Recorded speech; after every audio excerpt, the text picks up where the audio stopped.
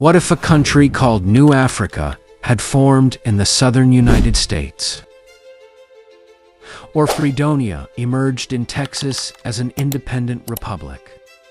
What if Scotland had actually broken away in 2014 and become a fully independent nation? History is full of moments where new nations nearly came to life, but disappeared just before they could be born. In this video, we dive into some of the most intriguing, almost countries you've probably never heard of. Their stories are surprising, dramatic, and in some cases, eerily close to reality. Stay with us, you won't believe how close the world came to looking very different. The Confederate States of America.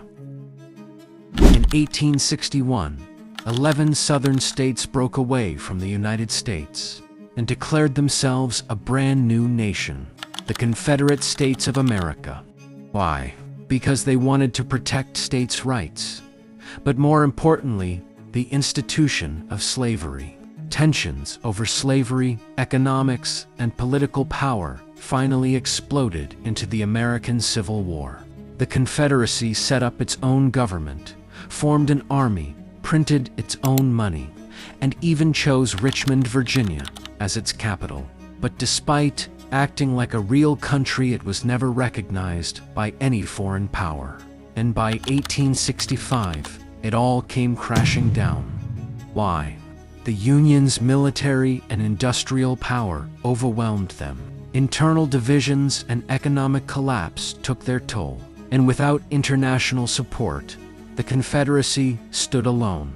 After 4 brutal years, the Confederacy surrendered and vanished from history. A nation that tried to exist, but couldn't survive. Cascadia. Imagine a country formed not by war, but by shared values. Welcome to the idea of Cascadia proposed nation, made up of Washington, Oregon, and British Columbia. The movement gained traction in the 1970s and 1990s. Built on cultural, environmental, and political unity, supporters believed these regions had more in common with each other than with Washington, D.C. or Ottawa.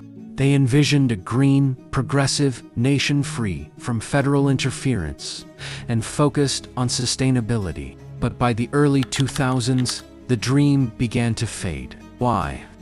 It never gained real political traction, faced enormous legal hurdles, and lacked a unifying crisis to push it forward.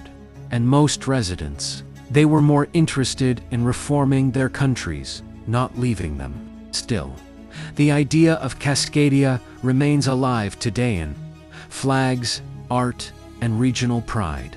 A nation that could have been but never was. The Republic of New Africa. In 1968, during the height of the Civil Rights Movement, a radical idea emerged. The creation of a new, independent black nation called the Republic of New Africa.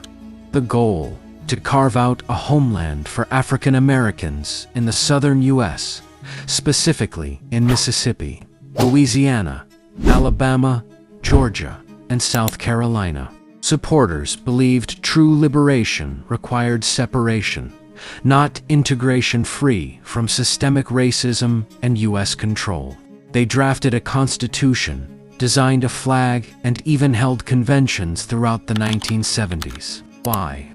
But the dream never became reality. It lacked government recognition, faced FBI surveillance and crackdowns, and struggled with internal divisions. By the 1980s, momentum had faded, and the idea retreated into the margins. Still, the Republic of New Africa remains a powerful symbol of resistance and a bold question about freedom in America. The Republic of Texas. In 1836, after a fierce war with Mexico, Texas declared independence and, for nearly a decade, it was its own country. The Republic of Texas had it all: embassies, passports, its own currency, and even a President Sam Houston. Why did it break away? Texans, Many of them American settlers wanted freedom from Mexican rule, especially over issues like slavery and local governance. But independence came with challenges: constant threats from Mexico, massive debt, and diplomatic isolation. So, in 1845, Texans voted to join the United States, trading sovereignty for security and stability. And just like that, the Republic of Texas faded into history, an independent nation that once was. Fredonia. In 1826, long before Texas was part of the U.S., a group of Anglo settlers in Mexican Texas decided they'd had enough. They declared independence and formed the short-lived Free State of Fredonia, the first attempt by U.S. settlers to break away from Mexican rule. Why? They were frustrated over land disputes, Mexican authority, and wanted more self-governance. Led by Hayden Edwards, the rebellion tried to claim land near Nacogdoches as a new republic. But it didn't last. Within 1 month, Mexican troops, backed by even other settlers, crushed the revolt. By early 1827, Fredonia was nothing more than a footnote. Still, its name lived in a Marx Brothers movie, no less. A forgotten rebellion with an unforgettable punchline. Scotland. In 2014, the world watched as Scotland came closer than ever to breaking away from the United Kingdom. The push for independence was fueled by a desire for control over natural resources and frustration with Westminster politics. On September 18, 2014, millions voted in a historic referendum. The question: should Scotland be an independent country? The result: 55% said no. 45% said yes, a narrow decision that kept Scotland in the UK. Had the vote gone the other way, Scotland would have become fully independent by 2016. Supporters saw it as a chance to shape their own future. Opponents feared economic uncertainty, losing the British pound, and EU membership issues. The dream didn't die. Calls for a second vote still echo today. Scotland didn't leave, but it came incredibly close. SCANIA.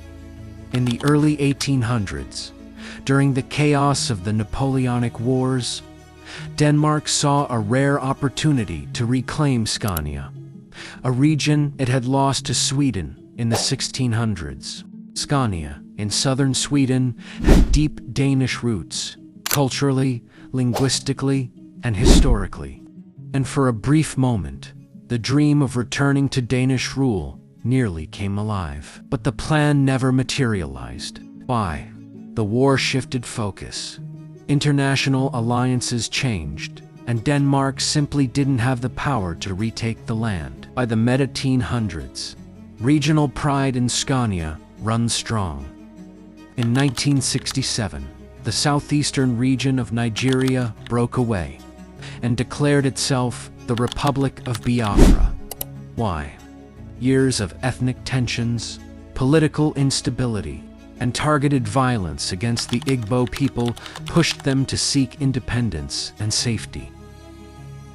Biafra quickly formed a government, raised an army, printed currency, and opened diplomatic missions abroad. But Nigeria responded with full military force. What followed was a 3-year civil war marked by intense fighting and a devastating humanitarian crisis, including mass starvation. By 1970, Biafra surrendered. Over 1 million lives were lost, and the dream of independence was crushed.